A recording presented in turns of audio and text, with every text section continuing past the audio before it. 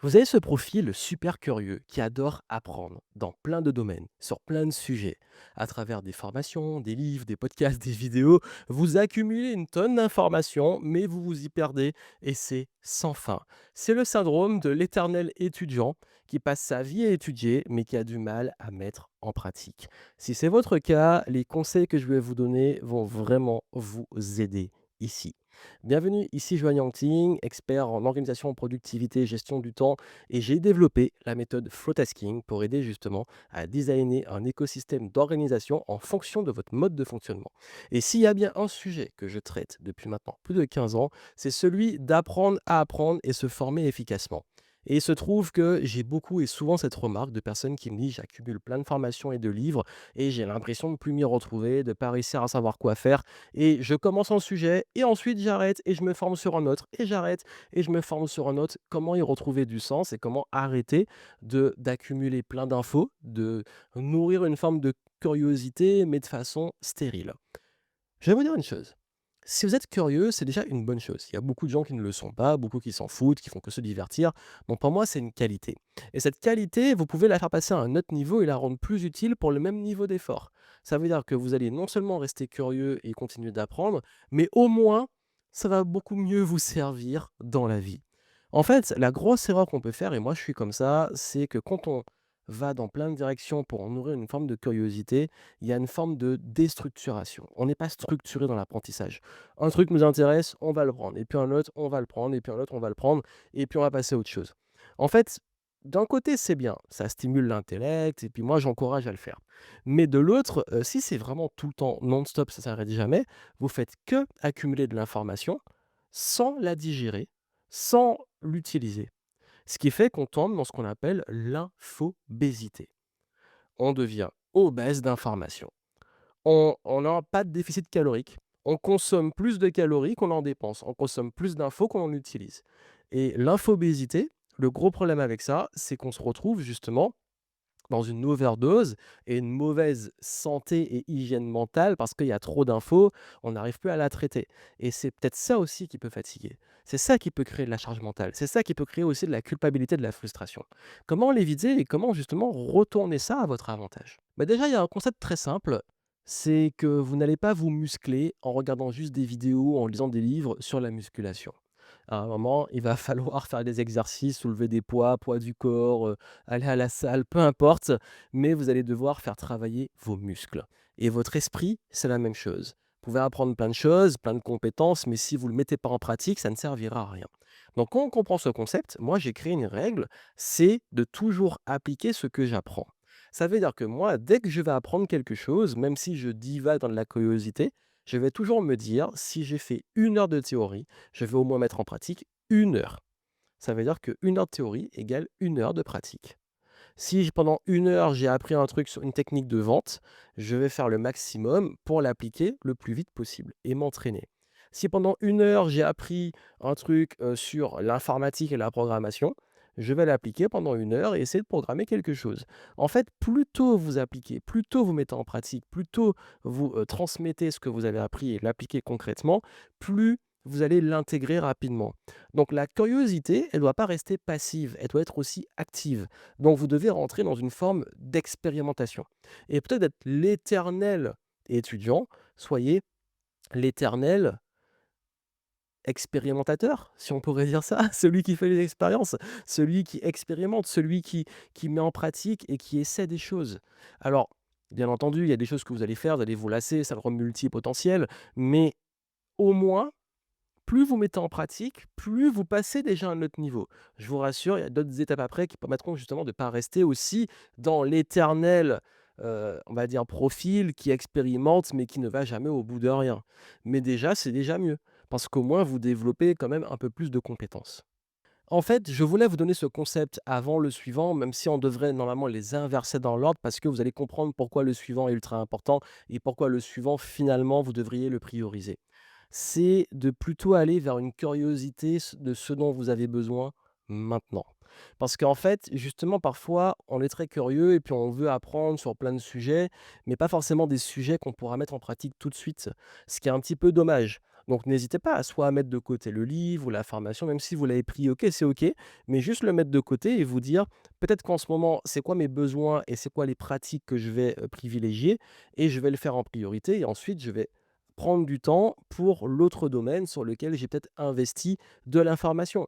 Moi, par exemple, récemment, je me suis formé pas mal sur, justement des agents IA et des modèles de langage sur l'IA et en fait, j'ai en même temps à côté, j'étais en train de me former dans les langages de programmation et je me suis dit: «Bon, qu'est-ce que je vais vraiment utiliser tout de suite?» Je me suis dit: «L'IA, tu en auras besoin tout de suite» et en plus avec le programme et les clients que j'ai dessus, j'avais un usage immédiat alors que l'autre, c'était plus un peu une forme de loisir, de curiosité. Donc je me suis dit: «Focalise dessus, tu as l'autre formation, bah, tu la verras après, tu la mets de côté» et du coup, je structure mon apprentissage pour me dire: «Bon, mets en pratique vraiment tout de suite et ça soit utile pour un projet que tu as maintenant».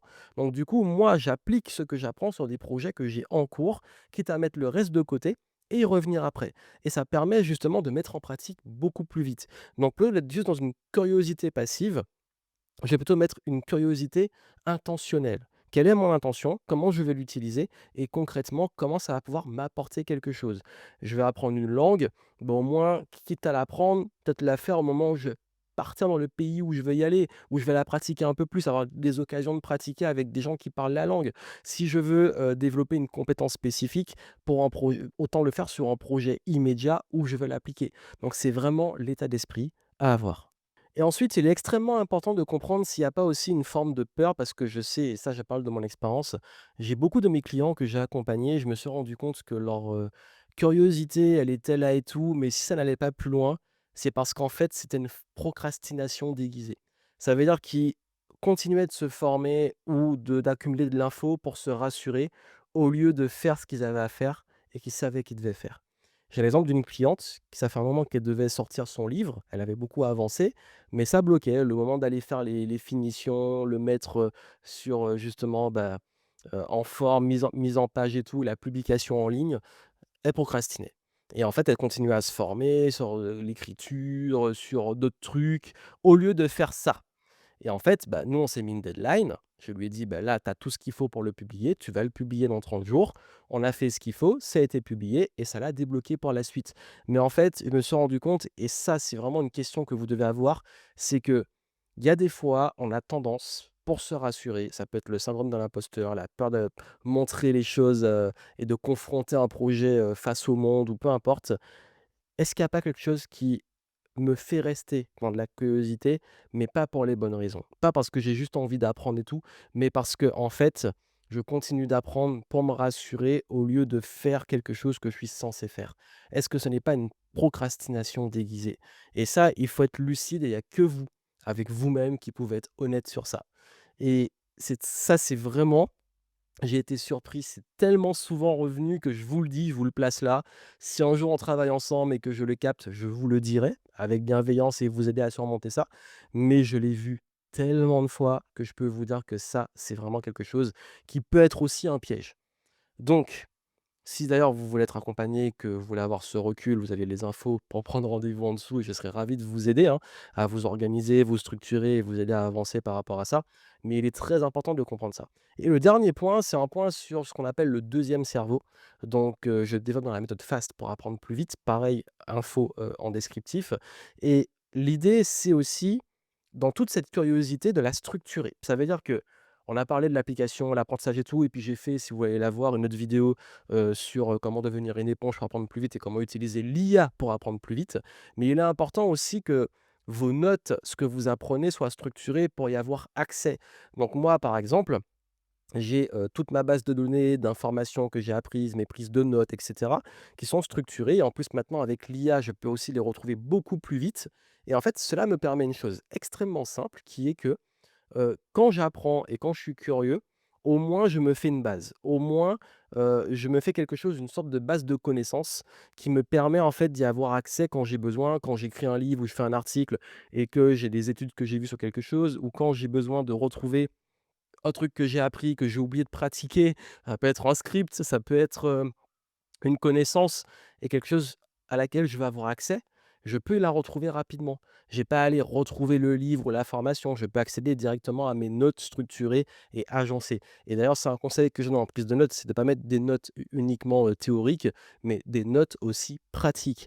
Et en plus, aujourd'hui, avec l'IA, c'est génial parce que même tout ce qu'on apprend, on peut demander des applications, des façons de l'utiliser. D'ailleurs, franchement, dans la méthode FAST pour apprendre plus vite, j'ai les mises à jour avec des prompts IA qui vous aident à apprendre mieux, à apprendre plus vite, à développer ses savoirs. Et franchement, si vous voulez aller les expérimenter, ils sont très puissants pour apprendre dans n'importe quel domaine et de pouvoir faire la mise en pratique et appliquer les conseils que je vous ai donnés ici. Donc, méthode FAST pour apprendre plus vite pour tous ceux qui ont des problèmes d'apprentissage, infobésité, difficulté à structurer l'apprentissage ou rester focus. Je donne plein de pépites dedans, ultra pratiques. Donc, allez voir. Mise à jour en plus avec les outils qu'on a aujourd'hui. Donc, vous avez le fond plus les outils actuels.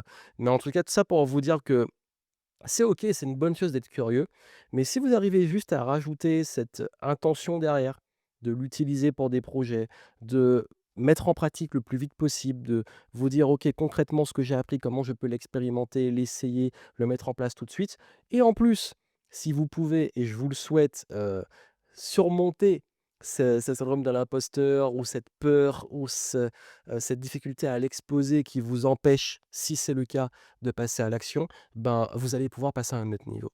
Et en plus, avec les bons outils aujourd'hui et la capacité à pouvoir bien structurer votre apprentissage avec la méthode FAST dont je parle en dessous, vous allez pouvoir avoir des bons résultats.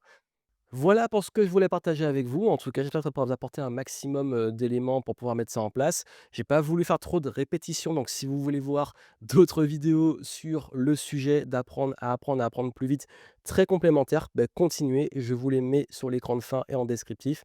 Et puis allez voir la méthode FAST pour apprendre plus vite si vous voulez aller plus loin. Plein de succès à vous, restez curieux, mais de façon intentionnelle et pratique. Et moi, je vous dis à très bientôt.